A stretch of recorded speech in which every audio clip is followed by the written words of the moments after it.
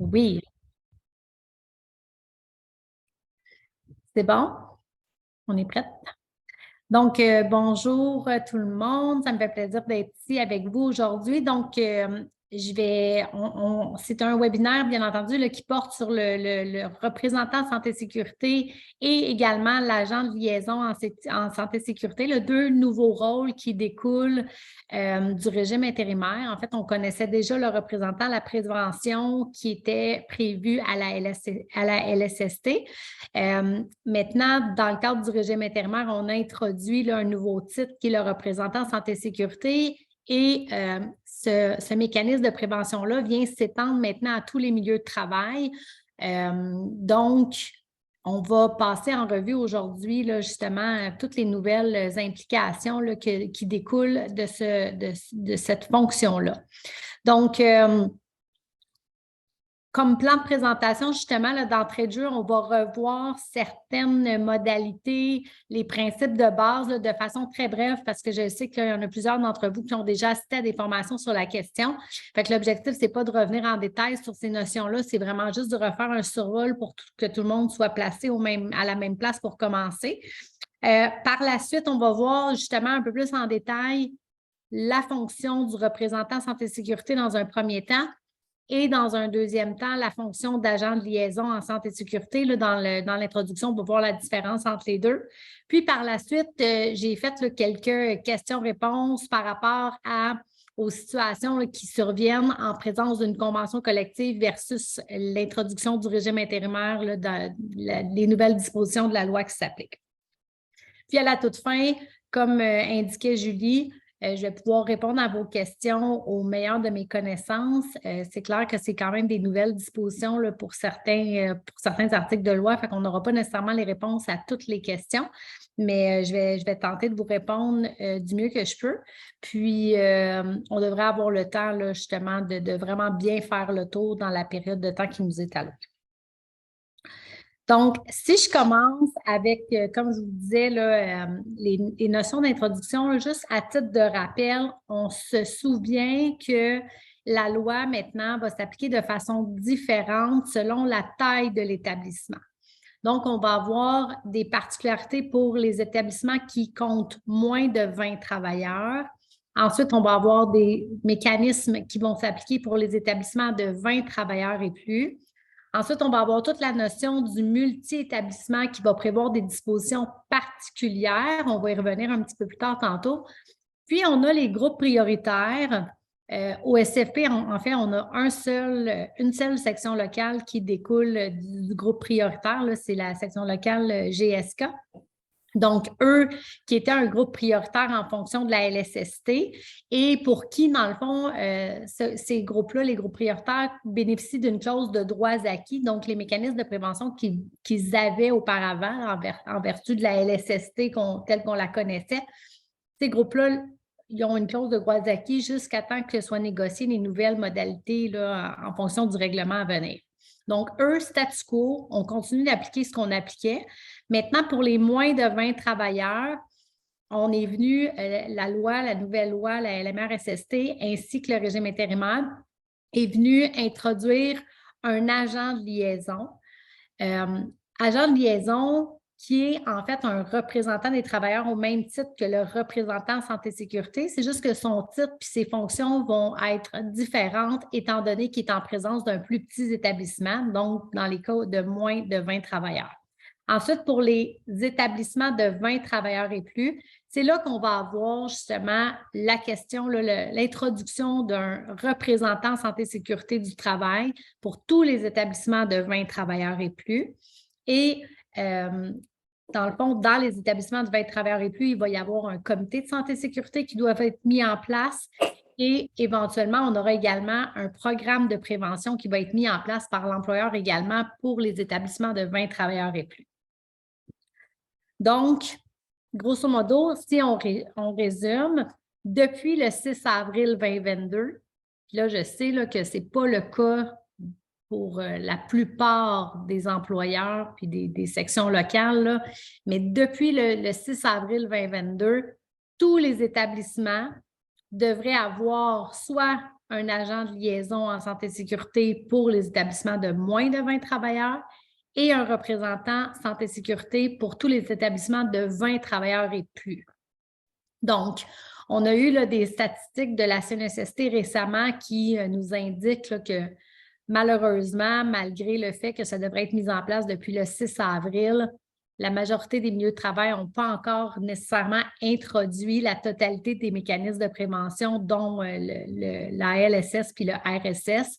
Pourquoi? Bien parce que souvent, justement, dans un premier temps, il va falloir regarder la taille de l'établissement, est-ce qu'on regroupe, est-ce qu'on peut regrouper? Donc, il y avait toutes des questions préliminaires avant de vraiment mettre en place soit l'agent de liaison ou le représentant de santé et sécurité. Fait qu'il y a beaucoup de milieux de travail qui sont encore dans cette étape-là de détermination, comment on va fonctionner, comment on va implanter le comité de santé et sécurité et nécessairement qui et comment on va nommer le représentant de la santé et sécurité. Donc, soyez pas inquiets. Si dans vos milieux de travail, ce n'est pas tout à fait en place aujourd'hui, l'important, c'est que l'employeur travaille sur le projet, là. On est rendu quasi un an plus tard. Donc, nécessairement, là, il faut que ça bouge. Il faut que vous voyez que l'employeur travaille en collaboration avec le syndicat pour mettre en place les mécanismes de prévention. Puis dans le cas contraire, bien, c'est là qu'on pourrait aller cogner à la porte de la CNESST puis requérir les services d'un inspecteur en disant bien, ici, il n'y a rien qui bouge, l'employeur ne fait rien, il ne met rien en place. Donc, la CNESST, à ce moment-là, pourrait faire une intervention. Je ne vous le cacherai pas, la CNESST, à l'heure actuelle, n'est pas dans un mode où elle va imposer des sanctions si, en date d'aujourd'hui, il n'y a pas les mécanismes de prévention qui sont implantés là, en totalité. Pourquoi? Parce qu'elle laisse le temps aux parties d'implanter le tout, d'avoir des discussions et vraiment plus dans un esprit de collaboration. Et si la CNESST voit que les parties se parlent, travaillent sur l'implantation des mécanismes, elle n'émettra pas nécessairement une dérogation ou un avis de correction à ce stade-ci. L'important, c'est qu'elle voit justement que le processus est en cours. Donc, sinon, comme je le disais tantôt, là, pour les groupes prioritaires 1 et 2, eux conservent leurs acquis. Donc, eux devaient déjà avoir des représentants de santé et sécurité en place. Donc, on continue d'appliquer. Je fais une petite parenthèse ici. Il y avait également certains groupes qui avaient des représentants santé et sécurité qu'on appelait antérieurement représentants à la prévention, mais qui découlaient de la convention collective. Donc, ceux qui bénéficiaient de dispositions de convention collective qui étaient plus avantageuses que la loi antérieure ou même maintenant que le régime intérimaire, l'important, ça va être de s'assurer que les clauses de convention collective continuent de vivre parce que votre clause de convention n'est pas dissoute par l'introduction du régime intérimaire. Donc, si vous aviez des dispositions déjà sur soit les heures de libération, soit les rôles et fonctions d'un représentant santé et sécurité, ces clauses-là vont continuer de s'appliquer. L'important à garder en tête à ce stade-ci, ce qu'il faut vérifier, c'est est-ce que mes clauses sont plus avantageuses que le régime intérimaire? Si oui, on continue d'appliquer les clauses de la convention. Si ce n'est pas le cas, on doit régulariser la situation pour amener au niveau du régime intérimaire. Donc, la Convention ne peut pas prévoir moins que ce que le régime intérimaire prévoit actuellement. Donc, c'est le plus fort des deux, en fait, là, qui va continuer à s'appliquer.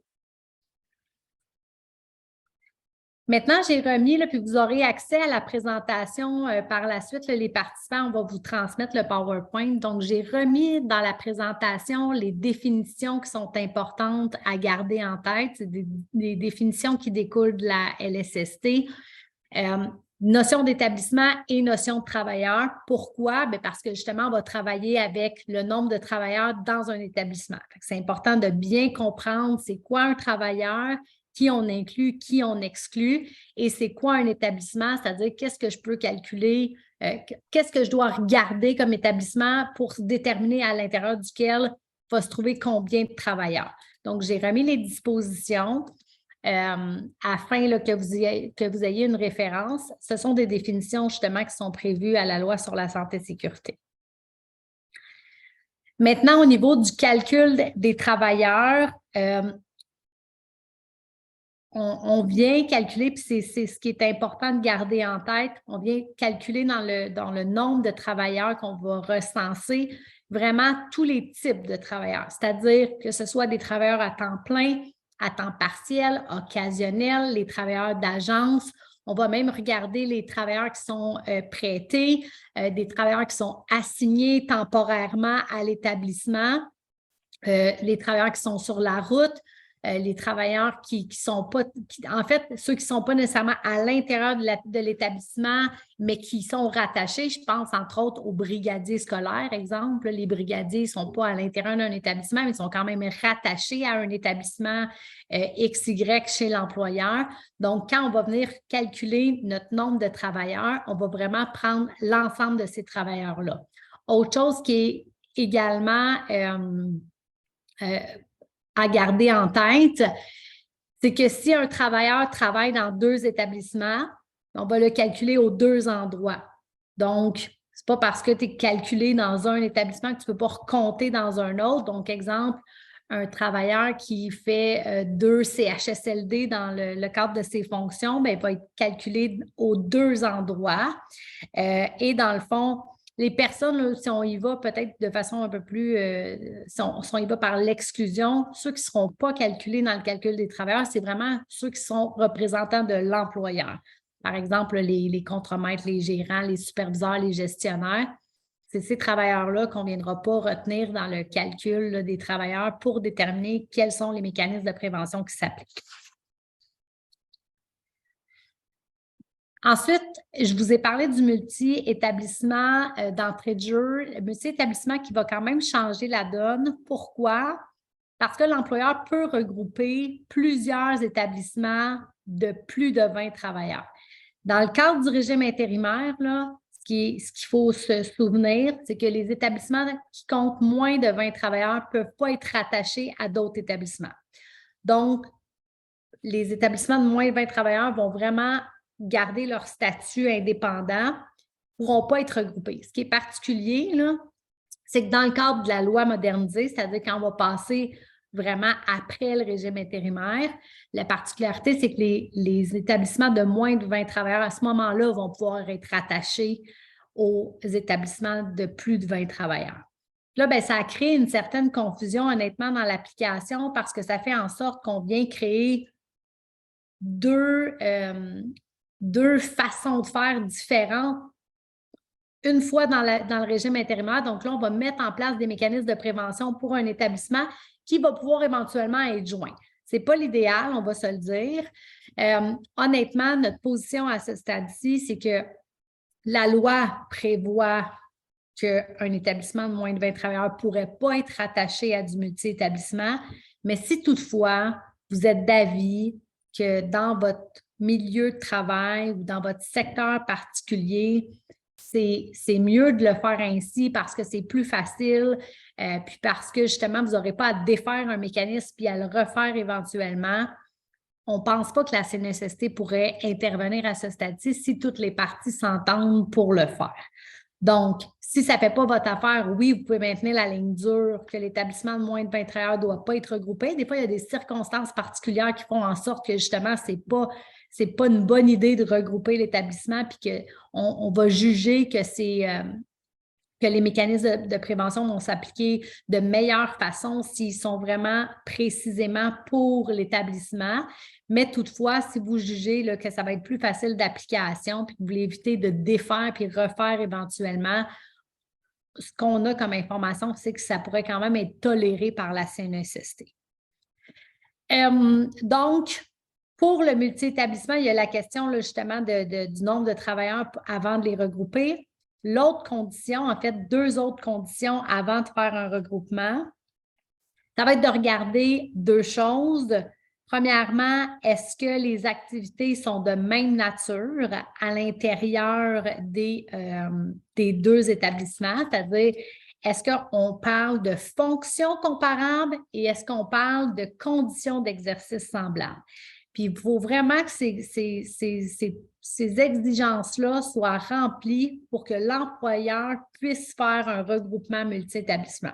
Parce que la conséquence de regrouper en multi-établissements, en fait, c'est qu'au lieu d'avoir un comité de santé et sécurité dans chacun des établissements et donc un représentant à la prévention dans chacun des établissements, l'employeur va pouvoir les regrouper pour avoir un seul comité de santé et sécurité et donc un seul représentant santé et sécurité. Là, je dis un seul, nécessairement, ça va dépendre combien de travailleurs ça l'implique parce qu'on va calculer le nombre d'heures de libération en fonction du nombre de travailleurs. Puis, bien, nécessairement, si le nombre d'heures dépasse le nombre d'heures d'une personne à temps plein, on va passer à 2 puis 3 représentants. Là. Ça dépend vraiment de la taille puis de combien de travailleurs on parle. Mais ça va venir vraiment restreindre le nombre de représentants qu'on va pouvoir avoir si on travaille en multi-établissement. Donc, c'est pour ça qu'il faut vraiment être vigilant quand l'employeur tente de faire une approche en multi-établissement parce qu'en réalité, il faut que quand on fait le regroupement, il faut s'assurer que notre représentant santé et sécurité va être capable, va être en mesure, le représentant et également le comité de santé et sécurité, mais d'accomplir ses fonctions malgré le regroupement. Là, je vous donne un exemple. On va avoir toute la question de la distance. Pour certains employeurs qui ont des établissements qui sont répartis dans un territoire très, très grand, ce qui ferait en sorte que si on regroupe ces établissements-là, puis qu'il y a un RSS qui est nommé, puis qui est appelé à aller faire un droit de refus, puis que, dans le fond, l'établissement est à 3 heures de route, bien, on s'entend que ce n'est pas efficace, puis on s'entend que ça ne fait pas en sorte que le représentant en santé et sécurité peut véritablement accomplir son rôle, étant donné la distance entre les établissements. Fait que cette notion-là de distance entre les établissements va vraiment être importante pour analyser si le RSS peut véritablement accomplir ses fonctions. Puis ensuite, il va y avoir toute la question, comme je vous parlais tantôt, des fonctions comparables puis des conditions d'exercice semblables. Pourquoi? Parce qu'en fait, l'objectif, c'est de regrouper des établissements avec des risques qui sont similaires. Parce que si on regroupe des établissements que les risques sont très, très différents, ça va faire en sorte que les mécanismes à couvrir vont être beaucoup trop larges. Puis là, encore là, ça va complexifier la tâche du RSS. Ça va faire en sorte que la santé et sécurité va être moins bien prise en charge dans le milieu de travail. Puis on s'entend, autant le comité de santé et sécurité que le représentant de la prévention, l'objectif de mettre en place ces mécanismes-là, c'est vraiment d'assurer une réelle prise en charge de la santé et sécurité dans le milieu de travail, dans l'objectif éventuel nécessairement de diminuer le nombre de lésions professionnelles qui pourraient survenir dans le milieu de travail.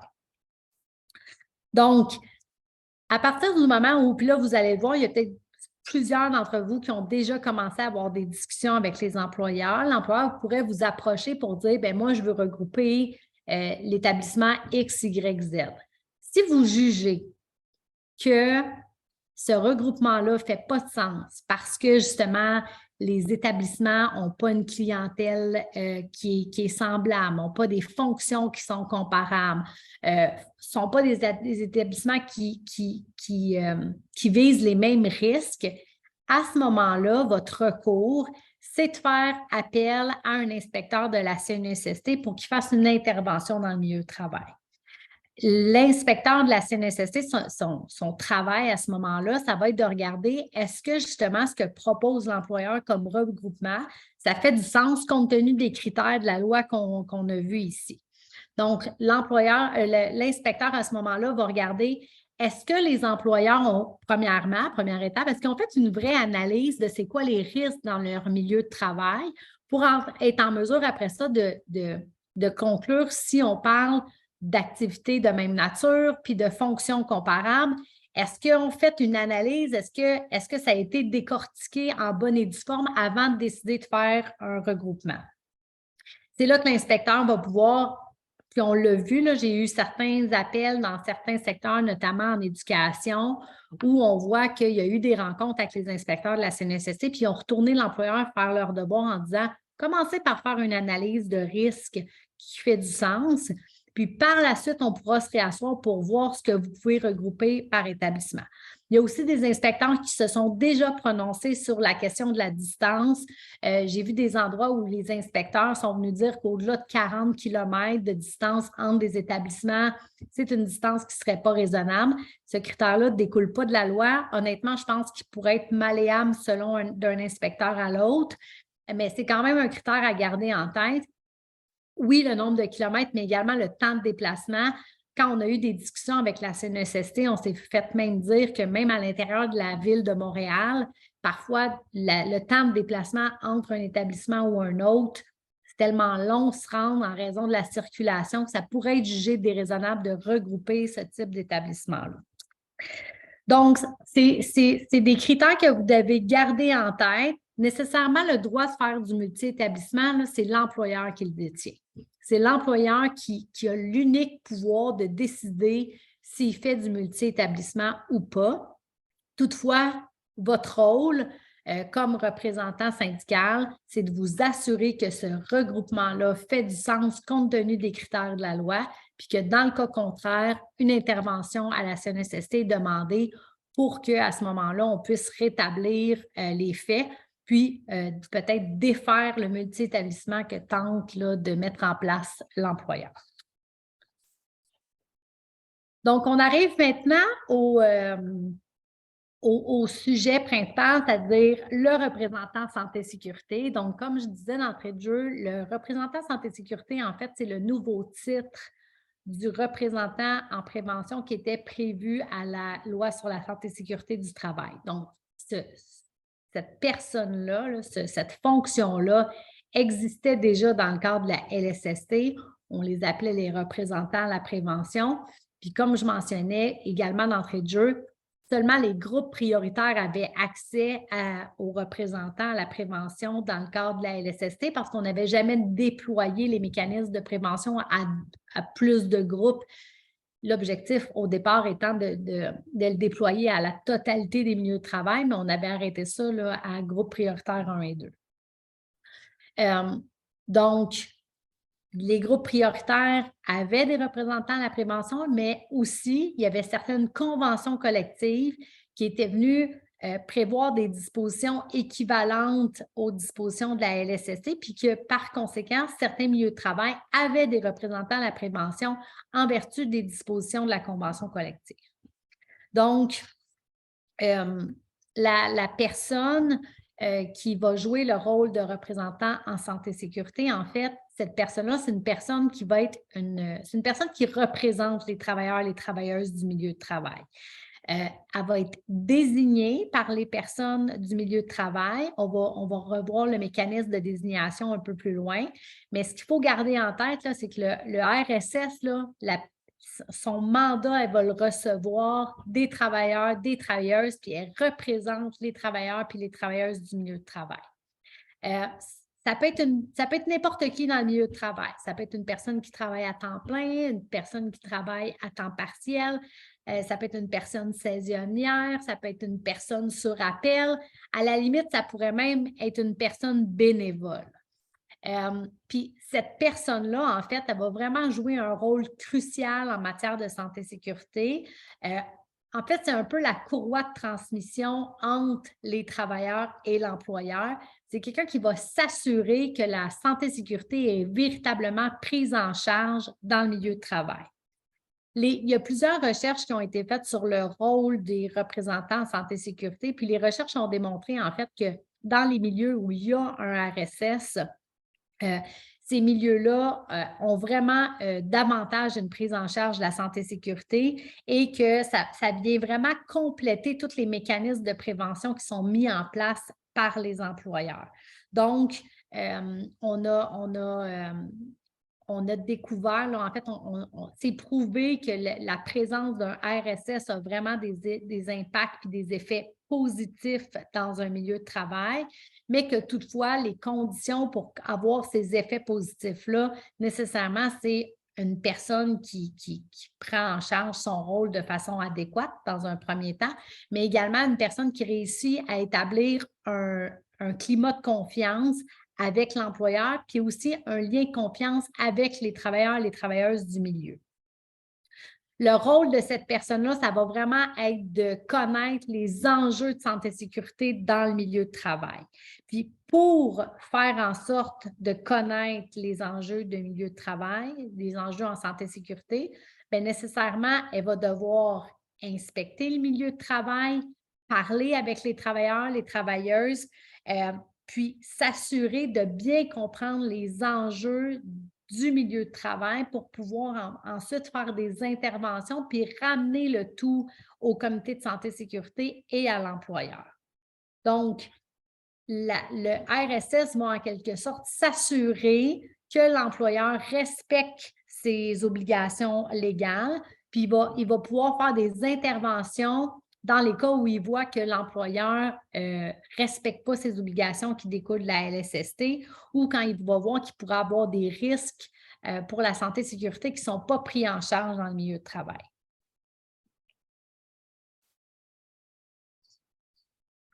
Pour les fonctions du RSS dans le cadre du régime intérimaire, la loi sur la santé et sécurité, là, telle qu'on la connaissait avant, prévoit plusieurs fonctions pour le représentant en santé et sécurité. Là, j'y vais de mémoire, je crois qu'il y en a 10 fonctions, 10 ou 9 fonctions, je vais y revenir tantôt. Là. 9 fonctions.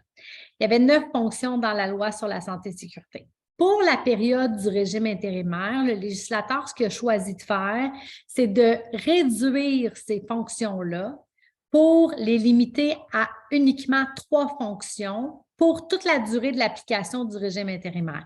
Par la suite, le RSS va récupérer l'ensemble des fonctions qui sont prévues à la loi sur la santé et sécurité, mais pour l'instant, à partir du 6 avril 2022 jusqu'à la fin du régime intérimaire qui va arriver en 2025, les fonctions qui s'appliquent sont au nombre de 3.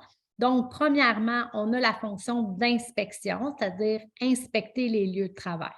Donc, l'inspection du milieu de travail, on l'a indiqué, ça permet de recenser et signaler les risques autant physiques que psychologiques, parce que maintenant, la loi est claire à l'effet que autant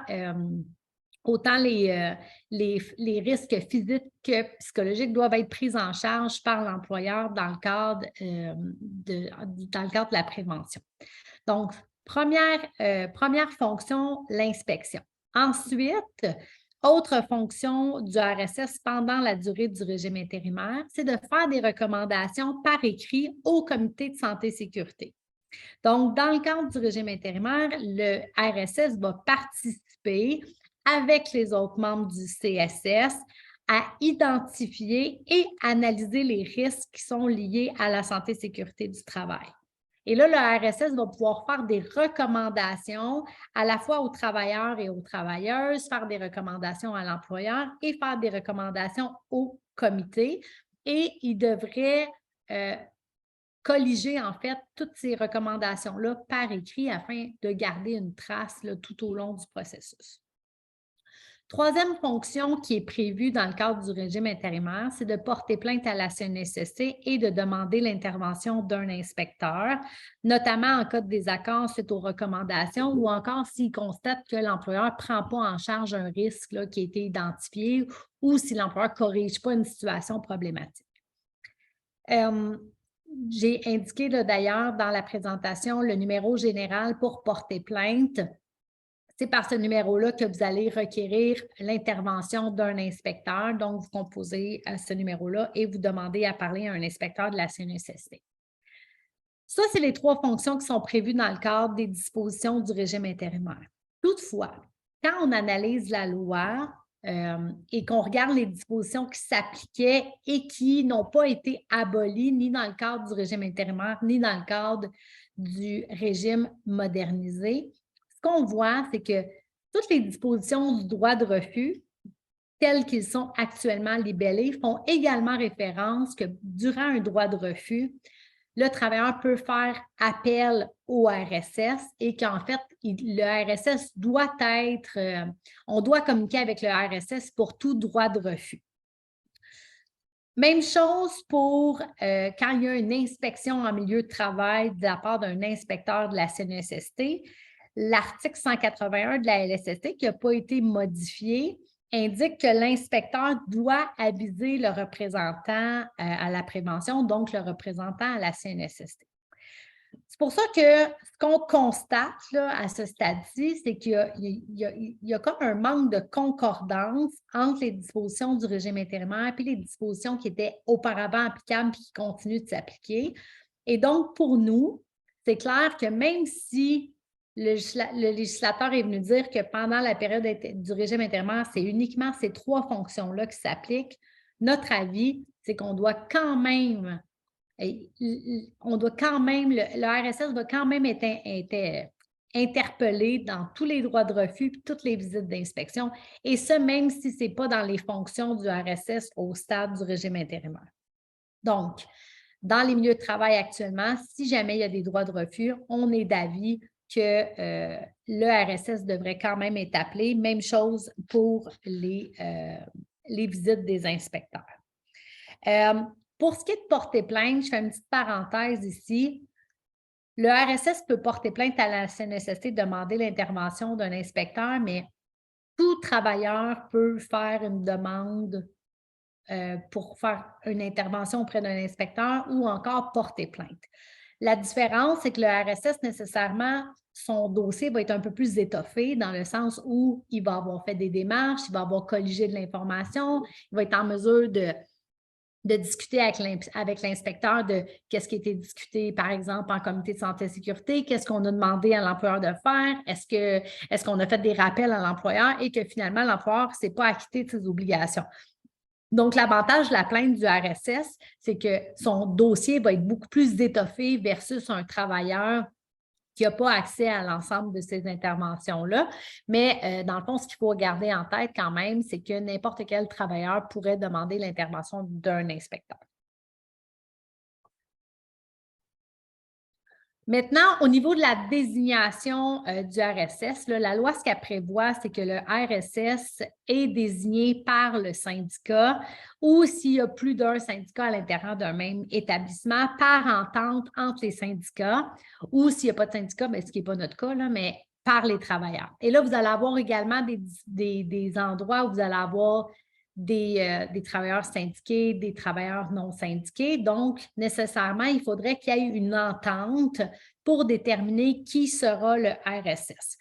Et là, si on regarde comme il faut le libellé de la loi, c'est indiqué que le RSS est désigné par le syndicat. C'est-à-dire qu'à la limite, si on prend l'interprétation de façon stricte, ça voudrait dire que le syndicat pourrait nommer lui-même le RSS et même chose pour les membres du comité de santé et sécurité. En réalité, dans la pratique, la majorité du temps, les RSS et aussi les membres des CSS vont être votés dans le cadre d'une assemblée. Donc, les postes vont être en élection et c'est vraiment les travailleurs, travailleuses qui vont voter pour savoir qui va siéger sur le CSS et qui va siéger comme représentant en santé et sécurité. C'est d'ailleurs une pratique qu'on recommande, là, que vraiment qu'il y ait une assemblée pour déterminer c'est qui ces personnes-là et que ce ne soit pas juste des postes nommés là, par l'association syndicale. Le RSS va siéger d'office sur le comité de santé et sécurité. Donc, quand on va faire les élections pour, si par exemple, vous avez 6 places sur votre comité de santé et sécurité, bien, le RSS va nécessairement prendre l'une de ces chaises. Donc, c'est comme un poste là, qui est dédoublé, qui va être à la fois une personne sur le CSS et une personne qui va être RSS, qui est en fait la même chaise. On voit ici que bon, s'il y a plus qu'un RSS qui est désigné, on va s'entendre sur le partage des heures de libération. Puis, en fait, c'est une entente qu'on va avoir entre les syndicats. L'objectif, c'est d'avoir la meilleure représentation possible. Donc, s'assurer que la totalité des travailleurs soit bien couverts, qu'on a un peu des gens qui qui viennent de tous les milieux, qui vont bien comprendre les réalités puis qui vont pouvoir s'assurer là, de faire leur fonction de prévention de façon la plus adéquate possible.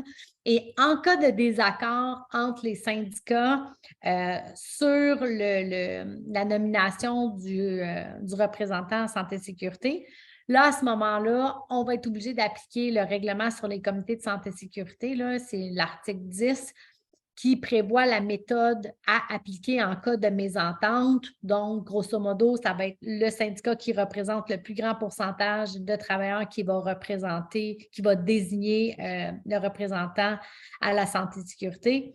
Et si on s'entend pour désigner plus d'un représentant de la santé et sécurité, bien là, à ce moment-là, ça va être le syndicat qui représente le plus de membres qui va désigner la majorité des RSS et ainsi de suite. Là, ça va être vraiment au prorata, en fait, du nombre de personnes qu'on représente par rapport au nombre total de travailleurs. Ça, c'est en cas de mésentente, mais toutefois, s'il y a entente entre les syndicats pour partager les RSS, bien, à ce moment-là, il n'y a pas de problème.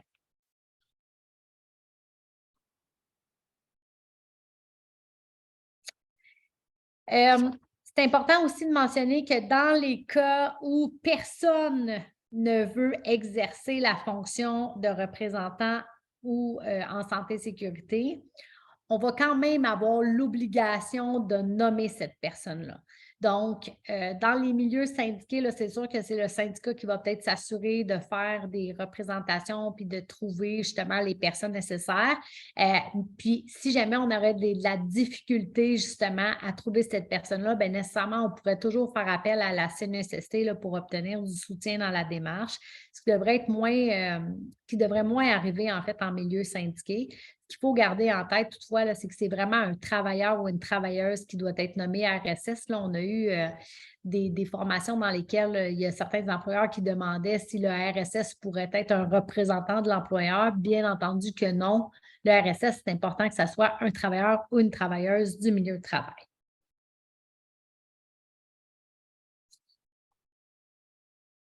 On passe maintenant au temps de libération pour s'occuper de ces fonctions. Donc, la loi prévoit actuellement que le temps de libération peut être prévu par entente.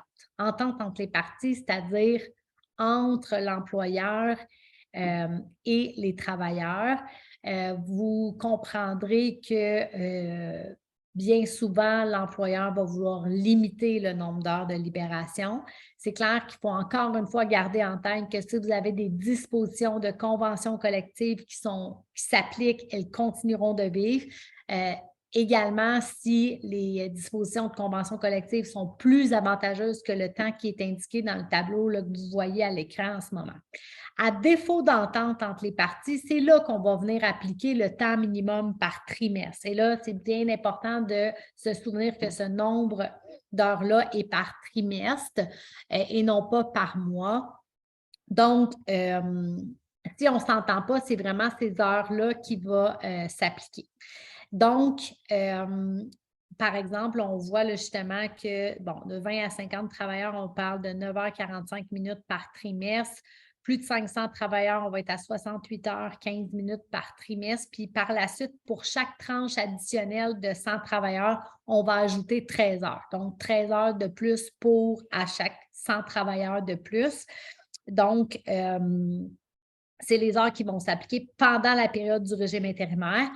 Après le régime intérimaire, ces dispositions-là vont être abolies et on verra ce qui s'appliquera par la suite parce que les heures qui vont s'appliquer par la suite ne sont pas encore connues, vont faire partie du règlement sur les mécanismes de prévention qui est à venir et on ne connaît pas encore quelles seront là, ces dispositions-là puis à quel point il va y avoir des heures de libération qui vont être prévues. Toujours possible de conventionner également ceux qui sont en égo des heures de libération qui sont plus avantageuses. De toute façon, dites-vous que même si la loi éventuellement viendrait prévoir des heures qui sont plus importantes que celles que vous avez négociées, la loi sera toujours au-dessus de votre convention. Puis si votre convention prévoit moins d'heures que la loi, vous allez être obligé de vous rallier à la loi puis d'augmenter les heures à ce moment-là.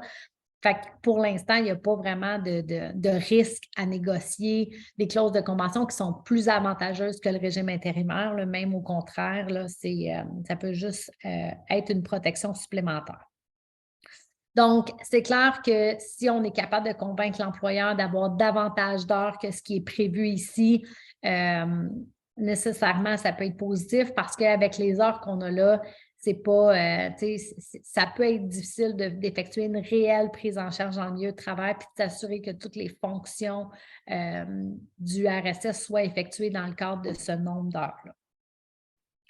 Ensuite, pour vous donner une idée, là, pour avoir un RSS à temps plein, ça prendrait environ 4100 travailleurs. Donc, 4100 travailleurs, ça va équivaloir à avoir une personne libérée à temps plein comme représentant à la santé et sécurité. Puis, on arrive à une personne et demie à peu près à 5800 membres. Après ça, ce qui est important à garder en tête, c'est que ces heures-là, quand on va regarder ces heures-là servent à quoi, bien, on ne viendra pas retrancher le temps de déplacement. Le temps de déplacement, il n'est pas calculé, là. Fait que si ça vous prend 1 heure à aller faire une inspection, mais vous avez eu 2 heures pour vous déplacer, bien, le temps de déplacement, il est à la charge de l'employeur tout simplement. On ne viendra pas le retrancher dans la banque d'heures du représentant santé et sécurité parce que pendant qu'il se déplace, bien, il ne fait pas effectivement là, ses vraies heures, ses fonctions en fait de représentant santé et sécurité. Les heures également pour assister au comité de santé et sécurité ne seront pas non plus retranchées des heures qui sont prévues pour accomplir ces fonctions. Le RSS siège d'office au comité de santé et sécurité, mais les heures ici ne seront pas comptabilisées. On prendra pas on déduira pas les heures de participation au comité de santé et sécurité dans la banque d'heures. Maintenant, même chose au niveau de la préparation des comités de santé et sécurité. En théorie, ce qui devrait s'appliquer, c'est le temps nécessaire pour la préparation des comités de santé et sécurité. Le RSS devrait bénéficier de ce temps nécessaire-là. Le tout, mettons, de façon raisonnable, bien entendu. Là, si vous avez une rencontre, exemple, de 2 heures, bien, nécessairement que le temps de préparation ne sera pas de 12 heures. Il faut y aller avec logique. Donc, pour le temps de déplacement, pour les préparations du comité de santé et sécurité, les comités de santé et sécurité, là, on va parler de temps nécessaire et donc, on ne viendra pas toucher à la banque d'heures. Même chose pour le droit de refus et les visites d'inspecteurs. Ces heures-là ne devraient pas être touchées dans le cadre de la banque d'heures. Pour ce qui est des droits de refus et des visites d'inspecteurs, on va parler encore une fois du temps nécessaire. Donc, ça prend le temps que ça prend, puis on ne viendra pas gruger dans notre banque d'heures qui va servir aux 3 autres fonctions du RSS qu'on a vues d'entrée de jeu. Comme je vous disais, de toute façon, c'est sûr que ces heures-là seront revues éventuellement dans le règlement sur les mécanismes de prévention. C'est sûr que les revendications sont à l'effet d'augmenter le nombre d'heures qui sont actuellement prévues au régime intérimaire. Les heures qui sont prévues dans le régime intérimaire, ça représente environ 25 des heures qui étaient prévues à la LSST, là, telle qu'on la connaissait, là, à la LSST de 79. Fait que les heures ont été considérablement réduites dans le cadre du régime intérimaire. C'est sûr qu'il y a moins de fonctions, le RSS, donc on peut y voir un certain parallèle par rapport à ça. Puis, il faut garder en tête aussi qu'il y a toute la question du temps nécessaire, qu'il faut rappeler à l'employeur que ces heures-là ne doivent pas être comptabilisées dans la banque d'heures.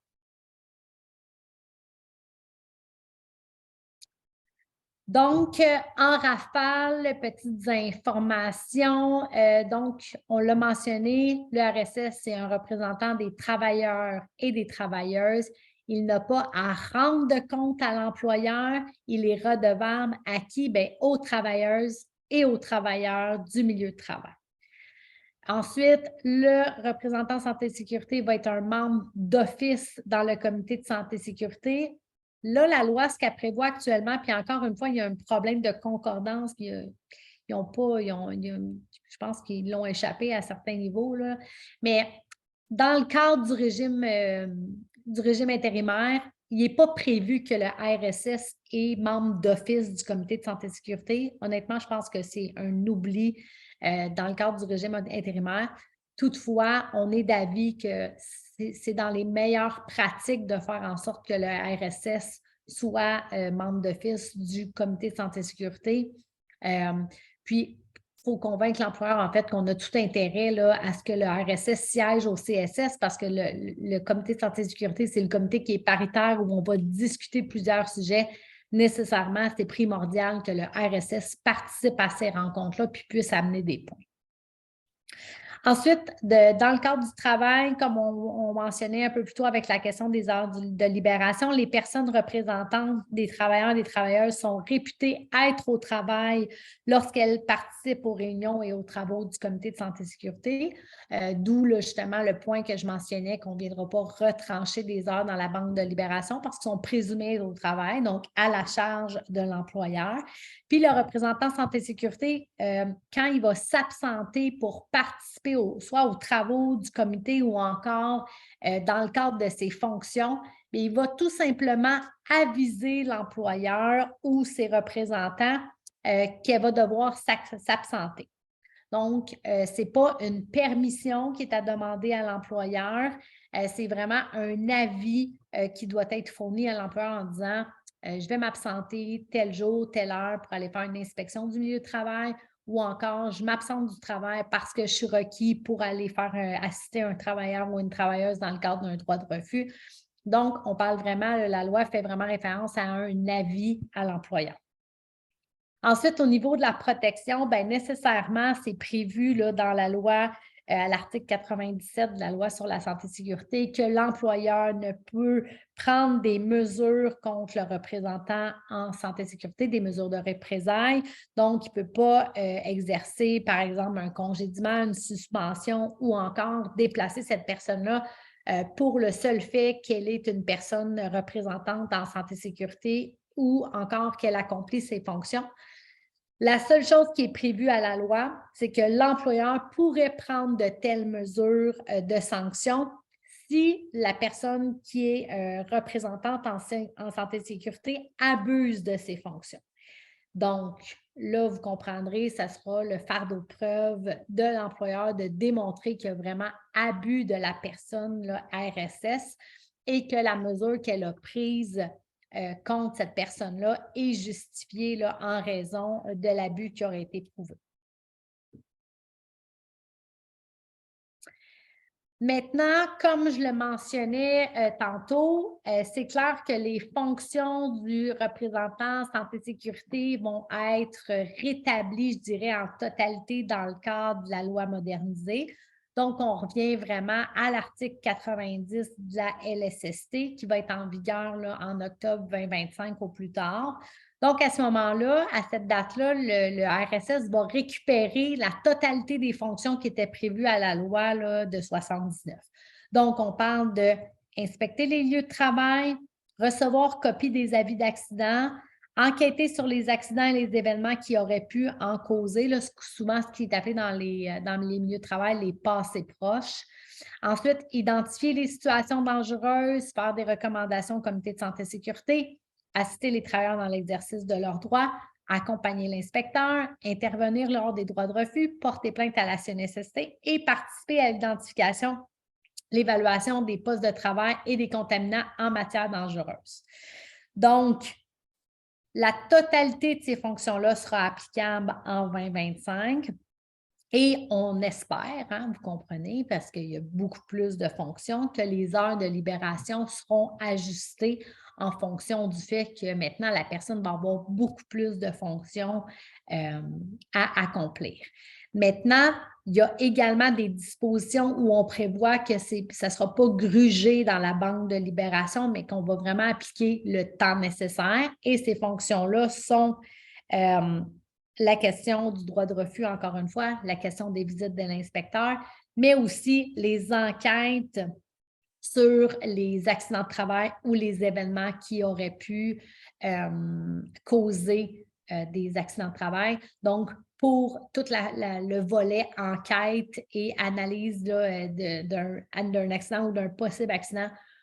Le RSS va prendre le temps nécessaire pour accomplir cette fonction-là. Même chose, droit de refus, même chose, accompagner l'inspecteur. Autre petite particularité, dans le cadre de la loi modernisée, c'est-à-dire en 2025, le comité santé-sécurité pourra également, à ce moment-là, seulement en 2025, donner des mandats spécifiques au RSS. Et quand le comité de santé-sécurité, qui est un comité paritaire, vous vous souvenez, quand le comité de santé-sécurité va donner au RSS un mandat spécifique, une mission spéciale, bien, à ce moment-là, il va devoir lui ajouter le temps nécessaire pour faire ce mandat-là, nécessairement parce que c'est en surplus des fonctions que la personne doit déjà exécuter dans le cadre de sa banque de libération. Mais ça, comme je vous dis, ce n'est pas tout de suite, c'est juste en 2025. Ensuite, formation du RSS. Donc, pour l'instant, ça c'est très mal fait, on va se le dire, parce que la loi prévoit que tous les milieux de travail devraient avoir un RSS et un comité de santé-sécurité, mais toutefois, ils n'ont pas prévu que ces gens-là soient formés avant 2025. Ce qui voudrait dire, dans le pire des cas, parce qu'il y a quand même des syndicats qui vont former les membres, les personnes représentantes en santé et sécurité, mais la loi ne l'oblige pas jusqu'en 2025. Puis, pour l'instant, même pire que ça, le contenu et la durée de la formation obligatoire ne sont même pas encore déterminés parce que c'est un règlement qui est à venir qui va prévoir c'est quoi les éléments sur lesquels le RSS devrait être formé puis sur lesquels le CSS devrait être formé. Fait que dans le cadre des comités réglementaires, c'est discuté actuellement de ça devrait être quoi le contenu logique d'une formation d'un RSS, puis surtout, ça devrait être quoi la durée de cette formation-là. Donc, ça, on le connaîtra éventuellement. C'est sûr que pour toutes vos sections locales, si vous avez des RSS, bien, vous pouvez toujours les inscrire aux formations là, qui sont actuellement disponibles par le service de la formation du SFP, de la formation de la FTQ également. Il y a déjà des formations qui sont en place pour les personnes qui occupent là, la fonction d'RSS. Puis je vous dirais que même si elle n'est pas obligatoire, bien, c'est pas mal mieux d'avoir des gens qui savent qu'est-ce qu'ils font puis qui sont au courant de leurs fonctions, des droits, obligations qui découlent de la santé et sécurité que d'avoir des gens sur des comités ou encore sur des fonctions puis qui ne sont pas trop à l'aise de faire ce qu'ils ont à faire. Fait que, formation recommandée nécessairement, puis c'est sûr qu'éventuellement, possiblement que cette formation-là sera reconnue comme étant la formation là, auquel les personnes auraient dû recevoir là, en vertu de la loi. Donc, pour ce qui est des libérations pour la formation, la loi prévoit que les heures de formation seront à la charge de l'employeur. On prévoit d'ailleurs que le RSS peut s'absenter sans perte de salaire le temps nécessaire pour participer à un programme de formation. Et d'un autre côté, la loi, ce qu'elle prévoit actuellement, c'est que toutefois, les frais d'inscription pour la formation, de déplacement et de séjour seront assumés par la commission conformément au règlement qui n'est pas encore connu. Là, donc, tous ces petits détails-là seront à être déterminés dans le cadre du règlement à venir par rapport à la formation. Je suis rendue en fait, quand le régime intérimaire a été mis en place, la FTQ a produit de la documentation sur la personne représentante en santé et sécurité, mais également est allée rencontrer des gens qui font ça dans la vie, là, qui sont des personnes désignées comme étant RSS dans leur milieu de travail. Ils ont produit des petites vidéos. C'est un petit vidéo là, qui n'est pas tellement long. Ça dure quelques minutes. Et je pense que c'était pertinent aujourd'hui de vous le présenter. C'est des vidéos qui sont intéressantes. Puis, ça donne vraiment le pouls de la réalité là, dans un milieu de travail de qu'est-ce que fait un RSS dans la vraie vie, qu'est-ce que ça mange en hiver. Donc, j'ai pensé vous le diffuser en ce moment. Julie va partir le petit vidéo. Ça dure, là, je pense, 5 à 6 minutes. Là, puis après, on va revenir à la formation pour compléter l'autre volet, c'est-à-dire l'agent de liaison. Donc, Julie, je te laisse. Oui. Si tu veux juste arrêter le partage de ton écran 2 minutes, Sophie, Oui. je vais mettre la vidéo. Parfait.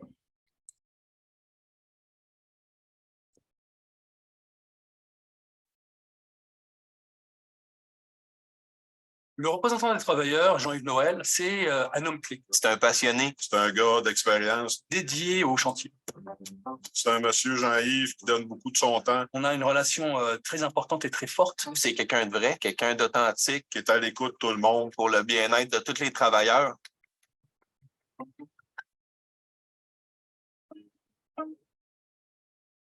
J'ai commencé dans l'industrie en 1974. Je suis arrivé ici comme opérateur équipement d'eau. J'ai été délégué de chantier. J'ai été coordonnateur pour la FTQ Construction et aujourd'hui représentant des travailleurs en santé et sécurité. Je fais le lien entre le travailleur, l'entrepreneur et le maître d'œuvre qui est Hydro-Québec. C'est minimum 10 heures travaillées par jour. Je salue le monde. Le monde a un salut. Lui, il n'a pas l'air affilé. J'ai un feeling, si dans tel secteur, je sens qu'il y a des problématiques, ben j'y vais. En entour de moi, j'ai des gars qui ont 50 000 heures. Fait qu'en écoutant, en validant, tu es capable de les rassurer. C'est veiller à ce qu'ils soient à l'aise d'exécuter leur travail. Puis je connais la dynamique de ces gens-là. Donc, on peut intervenir avant que les choses arrivent. C'est préventif, c'est proactif.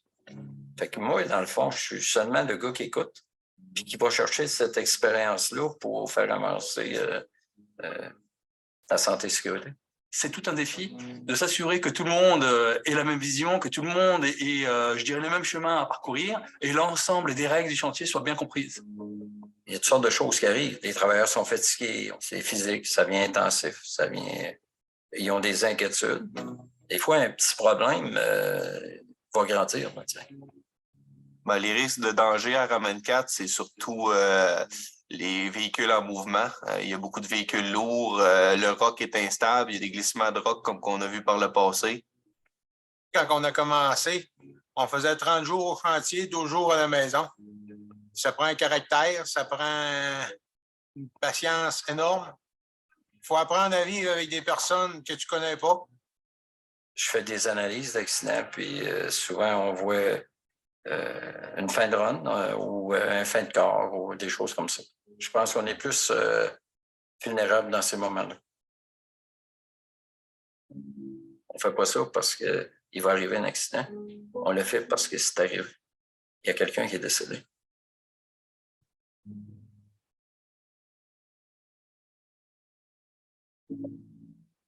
On a fait 2 cérémonies pour le corps de nuit et le corps de jour. On a fait une marche aussi. Il faut s'en servir. On ne peut pas changer le passé, mais peut-être qu'on peut changer l'avenir. Puis c'est à ça que ça sert, dans le fond. Si on change l'avenir, on va avoir un respect pour lui.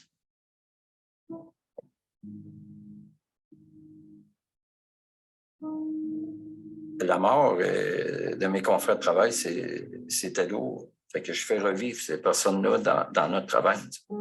À quelque part, ça fait la trace, ça fait son chemin. Ouais. C'est triste, mais ce qu'il faut faire, c'est vraiment continuer puis se rappeler pourquoi on le fait. Puis d'en parler. On a formé un comité de vigilance pour rapprocher Hydro-Québec des travailleurs, les délégués de chantier. On s'est donné comme fonction, comme objectif dans cette démarche, d'avoir de la transparence. C'est une opportunité pour échanger sans filtre.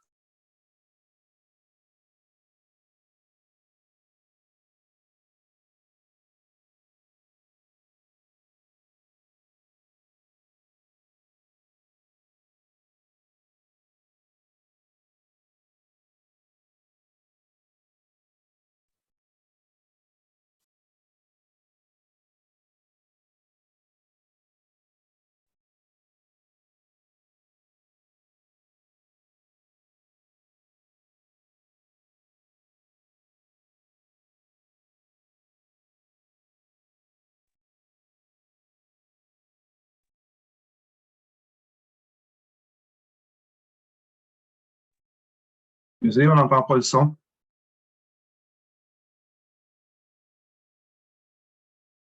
Plus de son. De l'énergie, de continuer. J'ai toujours dit qu'il faut garder la tête à la même place que le corps. Réapprendre à travailler. C'est ce qui résume une santé-sécurité.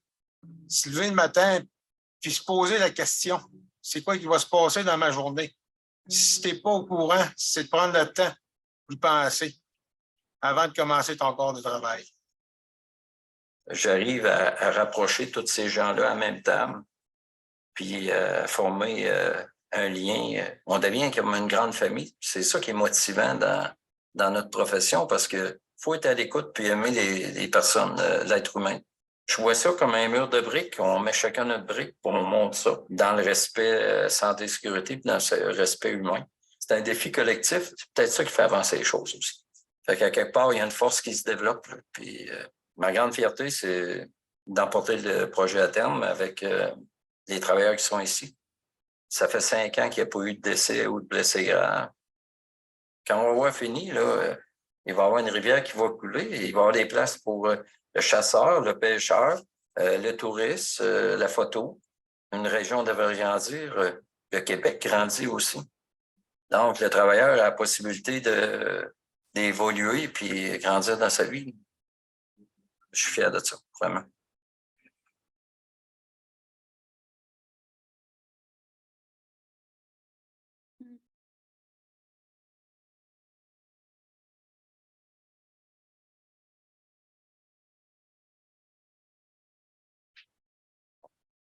Sophie, je te laisse la place à nouveau. Oui, tout à fait. Donc, je trouvais que c'est des vidéos qui sont très bien faites et qui expliquent vraiment bien, je pense, le rôle de santé-sécurité, de représentant santé-sécurité. Si jamais ça vous intéresse, là, dans le petit lien que vous allez pouvoir voir dans la présentation, il y a d'autres vidéos également là, qui sont disponibles sur le site de la FTQ. D'autres exemples, en fait, là, de représentants santé-sécurité. Puis parfois, dans vos sections locales, si vous cherchez des gens qui ne sont pas trop sûrs de pouvoir s'impliquer, peut-être que ça peut être des petites vidéos qui sont intéressantes à montrer aux gens pour savoir, là, justement, pour bien représenter quel serait le rôle que ces personnes-là pourraient occuper, puis qu'est-ce que ça représente un peu plus concrètement, en fait, le rôle que juste leur nommer les fonctions qu'ils vont avoir à occuper éventuellement, là. Donc, je vais repartager mon écran. Attendez une petite seconde. Est-ce que ça fonctionne? Hey, je suis tombée rendue bonne.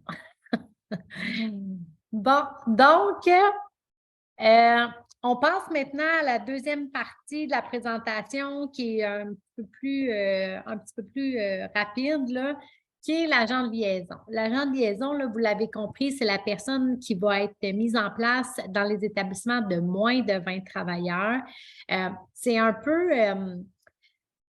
c'est le même principe que le représentant en santé-sécurité. Le titre est différent, les fonctions vont être différentes aussi. En fait, c'est comme un représentant en santé-sécurité allégé. OK? Donc, avec un peu moins de fonctions, un peu moins d'implication. Le principe est le même, là, ça demeure quelqu'un qui est sur place dans le milieu de travail pour représenter les travailleurs, les travailleuses, quelqu'un qui va être désigné encore une fois par les travailleurs, les travailleuses du milieu de travail. Même principe que dans le cadre du représentant santé-sécurité, ça peut être une personne à temps plein, à temps partiel, sur appel, peu importe, et qui va avoir pour fonction, en fait, d'être vraiment la courroie de transmission entre les travailleurs, travailleuses du milieu de travail et l'employeur. Donc, il y a pour fonction justement de coopérer avec l'employeur pour faciliter la communication des informations en matière de santé et sécurité. Et on verra là, ces fonctions un peu plus en détail et également là, ces heures de libération. Donc, au niveau des fonctions de l'agent de liaison, dans les fonctions, en fait, là, ce qui est important de dire, c'est que autant dans le régime intérimaire que par la suite, les fonctions vont être les mêmes. Donc, contrairement au RSS, où il y a des fonctions allégées dans le régime intérimaire, puis on va récupérer des fonctions plus grandes éventuellement, En matière, là, pour ce qui est de l'agent de liaison, lui, ses fonctions, ils ne changeront pas là, dans le cadre de la loi, mais qu'elle soit adoptée en totalité en 2025. Donc, fonction, coopérer avec l'employeur pour faciliter la communication des informations en santé et sécurité, faire des recommandations par écrit à l'employeur sur l'identification des risques et porter plainte à la CNSST, notamment en cas de désaccord là, suite aux recommandations formulées, en cas de situation dangereuse ou dans les cas où on viendrait là, mettre en évidence que l'employeur n'accomplit pas ses obligations qui découlent de la loi. Donc, c'est vraiment une personne qui fait le lien, la courroie de transmission entre les parties. Et au niveau du temps pour accomplir ces fonctions, on va parler de temps nécessaire. On parlera, il n'y a pas de tableau avec des heures de libération prédéfinies comme le représentant santé et sécurité. C'est vraiment là, que la loi 27, ce qu'elle prévoit, c'est que la personne peut s'absenter de son travail le temps nécessaire pour exercer ses fonctions et il a les mêmes protections que le représentant santé et sécurité lorsqu'il accomplit ses fonctions. Donc, vous ne trouverez pas là, de disposition justement avec un temps minimum ou maximum de libération. Ensuite, au niveau de la désignation de l'agent de liaison santé et sécurité, même principe. L'ALSS va être désignée par le syndicat. Encore une fois, on parle de désignation, mais ce qu'on réfère, ce qu'on suggère, c'est vraiment de faire que cette personne-là soit élue par les membres. Donc, s'il y a plusieurs associations accréditées, bien encore une fois, on va s'entendre entre les associations pour déterminer qui va jouer le rôle d'agent de liaison. Et je pense que j'ai omis de le mentionner tantôt, mais la personne qui va être désignée comme représentante à la santé et sécurité ou encore l'agent de liaison, on va transmettre par écrit le nom de cette personne-là à l'employeur et on va également transmettre une copie à la CNSST pour que la CNSST puisse inscrire en bonne et due forme qui sera notre agent de liaison ou notre représentant en santé et sécurité dans le milieu de travail. Et encore une fois, dans le cas où personne ne veut accomplir la fonction, bien, on ne peut pas laisser cette chaise-là vide. Il va falloir vraiment nommer quelqu'un. Donc, c'est à ce moment-là que peut-être qu'on pourrait la désigner ou encore faire appel à la CNSST pour nous aider, en fait, là, à résoudre la problématique puis à s'assurer qu'il y a quelqu'un qui prenne la chaise. La relation avec l'employeur, on l'a pas mal couvert tout au long de la présentation, mais de façon rapide, on comprend que le RSS et l'ALSS vont s'absenter de leur travail pour exercer leurs fonctions sur avis au supérieur immédiat. Donc, on ne parle pas ici de permission, mais vraiment d'avis. Ensuite, que l'employeur a comme obligation de collaborer, de coopérer avec le représentant santé et sécurité ou encore avec l'agent de liaison. L'employeur a également l'obligation de fournir aux représentants en santé et sécurité ou encore à l'agent de liaison les instruments et appareils nécessaires à leur fonction. Et lorsqu'ils exercent leurs fonctions, les représentants sont réputés être au travail et donc être rémunérés en conséquence. Et finalement, là, comme on a vu également, il y a toute la question de la protection légale par rapport au fait qu'un employeur ne pourrait pas suspendre, congédier et émettre des sanctions pour les gens qui occupent la fonction de représentant santé et sécurité ou encore d'agent de liaison. Maintenant, en présence de clauses de convention collective, j'ai fait un petit récapitulatif, mais j'en ai quand même parlé tout au long. Si j'ai un représentant des travailleurs chargé de la santé et sécurité dans ma convention, bien, si les fonctions qui sont prévues dans votre convention sont plus avantageuses, bien, on va les ajouter aux fonctions qui sont prévues au régime intérimaire. Même chose pour la question de la banque d'heures. S'il y a déjà une banque d'heures de libération pour le représentant santé et sécurité dans la convention collective, elles ne s'additionneront pas aux heures qui sont prévues au régime intérimaire, mais toutefois, s'ils sont plus avantageuses, on va appliquer la clause la plus avantageuse. Si au contraire, votre clause de convention prévoit moins d'heures que le régime intérimaire, on va ramener les heures de libération au niveau du régime intérimaire parce que c'est une disposition d'ordre public là, avec un temps de libération minimum. Puis bien entendu, dans tous les milieux de travail, il est toujours possible de s'entendre avec l'employeur pour libérer les gens à plus d'heures que ce qui est inscrit dans le cadre de la loi pour le régime intérimaire. Ensuite, si vous avez une section locale qui est en négo présentement, comment puis-je bonifier mes clauses santé-sécurité sur mon représentant chargé de la santé-sécurité? Bien, une des idées serait de conventionner déjà d'emblée toutes les fonctions qui sont prévues à la loi modernisée, c'est-à-dire toutes les fonctions représentant santé-sécurité et de les ajouter en fait à celles du régime intérimaire. Donc, ça, c'est quelque chose qui pourrait être fait. Puis, bien entendu, bonifier puis négocier des heures de libération en conséquence. Parce que nécessairement, si vous ajoutez des fonctions, puis vous laissez les heures de libération du régime intérimaire, bien, je pense que vous allez manquer de temps pour accomplir là, efficacement puis adéquatement l'ensemble des fonctions qui sont prévues à la loi. Donc, toujours important de valider quelle clause est la plus avantageuse et c'est toujours la clause la plus avantageuse qui va primer sur le régime intérimaire. Puis, bien, si votre convention collective ne prévoit rien, bien nécessairement, l'ensemble des dispositions du régime intérimaire seront donc intégrées à votre convention collective là, de facto parce que c'est des dispositions obligatoires.